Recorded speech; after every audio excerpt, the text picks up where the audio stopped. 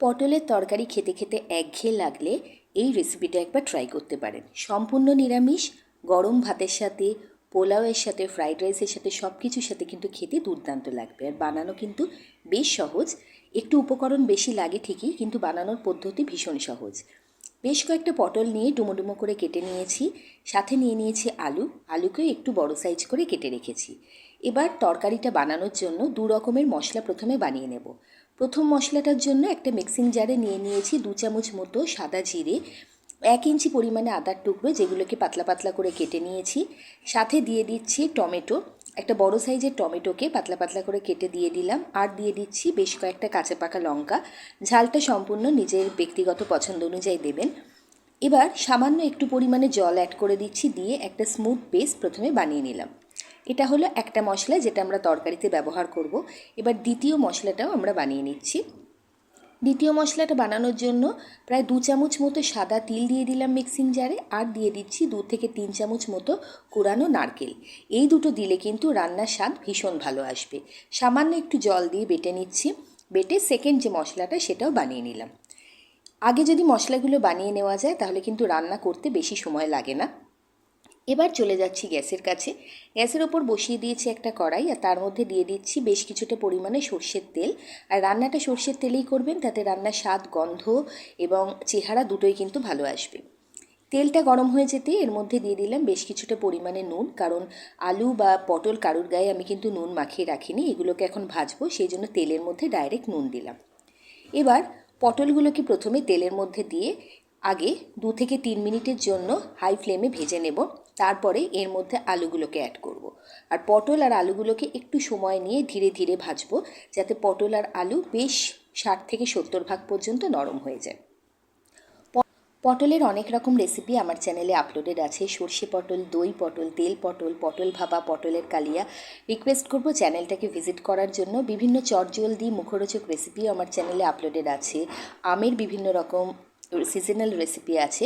অবশ্যই একবার চ্যানেলটা ভিজিট করবেন, আপনাদের ভালো লাগবে। পটলগুলো দেখুন বেশ একটু লালচে লালচে করে ভাজা ভাজা হয়ে গেছে। এবার 3 থেকে 4 মিনিট মতো ভেজে নিয়েছি পটলগুলোকে। এবার এর মধ্যে অ্যাড করে দিচ্ছি আলুটাকে শেষে এই কারণে দিচ্ছি, পরে আলুটাকে আলাদা করে মশলার সাথেও কষাবো, সেই জন্য আলুটা একটু শেষে অ্যাড করলাম। এবার পটল আর আলুগুলোকে একটু সময় নিয়ে ঢাকা চাপা দিয়ে 6-7 মিনিট ধরে মিডিয়াম টু হাই ফ্লেমে নাড়াচাড়া করতে করতে ভালো মতো ভেজে নিই, তারপরে তুলে রাখবো। দেখে মনে হচ্ছে খুব ঝকমারি রান্না, কারণ মশলা বানাতে অনেকটা সময় লাগবে, কিন্তু বিশ্বাস করুন রান্নাটা কিন্তু কড়াইতে যাওয়ার পর অতটা বেশি সময় লাগে না। আর খাওয়ার সময় এতটাই ভালো লাগবে যে মনে হবে সব পরিশ্রম কিন্তু সার্থক। আলু পটল ভাজা হয়ে যাওয়ার পর তুলে নিয়েছি। এবার কড়াইতে দিয়ে দিয়েছি আর একটু পরিমাণে সর্ষের তেল। আর তেলটা গরম হয়ে যেতে এর মধ্যে ফোড়ন হিসেবে দিয়ে দিলাম সামান্য একটু সাদা জিরে, আর দিয়ে দিচ্ছি 2টো তেজপাতাকে ছিঁড়ে। আর গোটা গরম মশলা দিচ্ছি, অল্প একটু দারচিনির টুকরো, একটা এলাচ আর একটুখানি লবঙ্গ। দারচিনি, এলাচ, লবঙ্গ যখন তেলের মধ্যে ফোড়ন হিসেবে ব্যবহার করবেন, রান্নার স্বাদ কিন্তু এমনিই খুব ভালো আসবে।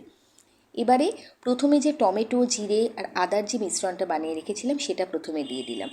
দিয়ে খুব ভালোভাবে আগে তেলের সাথে মিশিয়ে নিচ্ছি। আগে যেহেতু আমরা জিরে ব্যবহার করেছি, ধনে দিইনি, এবার কিন্তু এই মশলার মধ্যে ধনের গুঁড়ো আমি অ্যাড করে দিলাম। ধনের গুঁড়ো দিচ্ছি প্রায় 1 চামচের একটু কম। সাথে দিয়ে দিচ্ছি স্বাদ অনুযায়ী লাল লঙ্কার গুঁড়ো, আর দিয়ে দেব যতটা প্রয়োজন ততটা হলুদ। মানে অল্প একটু হলুদ দিলাম আর একটু লাল লঙ্কার গুঁড়ো দিলাম। এটা ঝাল লঙ্কার গুঁড়ো, আপনারা চাইলে এখানে কাশ্মীরি লাল লঙ্কার গুঁড়োও দিতে পারেন।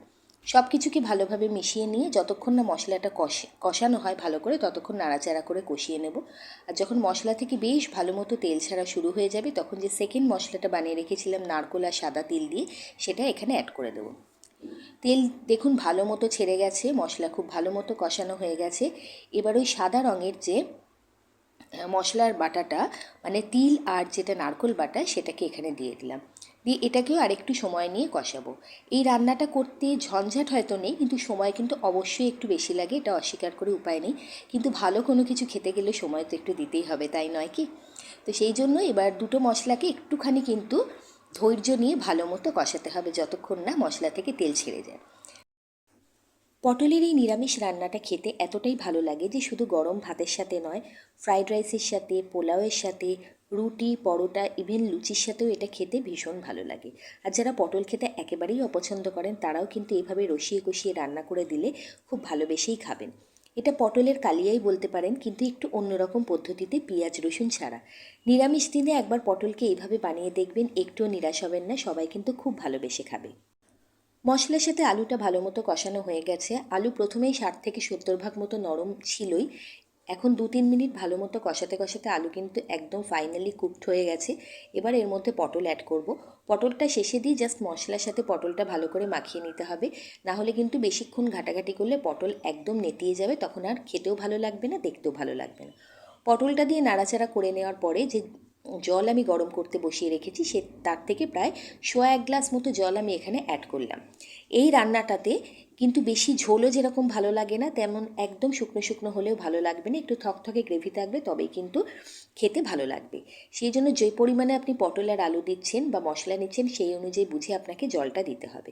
আমি এখানে যা যা পরিমাণ দেখিয়েছি তাতে মোটামুটি 1.25 গ্লাস মতো জল দিলেই পারফেক্ট। এবং জলটা দেওয়ার পর এটাকে ফুটতে দিচ্ছি 5 থেকে 6 মিনিটের জন্য মিডিয়াম টু হাই ফ্লেমে। তার মধ্যে কিন্তু গ্রেভিটা বেশ থকথকে হয়ে যাবে, তখন এর মধ্যে নুন আর চিনি অ্যাড করতে হবে। সম্পূর্ণ নিরামিষ রান্না, তো সেই জন্য আমি এখানে একটু চিনি অ্যাড করব, সামান্য একটু চিনি ঝোলের মধ্যে অ্যাড করছি। কোনো নিরামিষ রান্নার ক্ষেত্রে সামান্য একটু চিনি নুনের সাথে দিলে কিন্তু ঝোলের স্বাদটা খুব ভালোভাবে ব্যালেন্স হয়। তো নুনটা আপনারা আপনাদের স্বাদ অনুযায়ী দেবেন।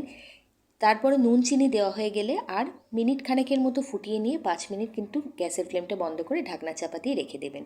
এতে কিন্তু আলাদা করে ঘি গরম মশলা দেওয়ার প্রয়োজন পড়ে না। গরম মশলা প্রথমেই ফোড়ন হিসেবে দিয়েছি, সেজন্য আলাদা করে আমি এখানে আর গরম মশলা দিইনি। ঝোলটা পুরোপুরি রেডি হয়ে যাওয়ার পরে এটাকে গরম গরম সার্ভ করুন। ভাত, রুটি, পরোটা, পোলাও, ফ্রাইড রাইস, যে কোনো কিছুর সাথে সবাই খেয়ে আপনার প্রশংসাই করবে। রেসিপিটা ভালো লাগলে অবশ্যই অনুরোধ করব চ্যানেলটিকে সাবস্ক্রাইব করে নিয়ে বেল নোটিফিকেশানটা অন করে দেবেন, শেয়ার করবেন পরিচিতদের মধ্যে। ভালো থাকবেন, সুস্থ থাকবেন, অনেক অনেক ধন্যবাদ।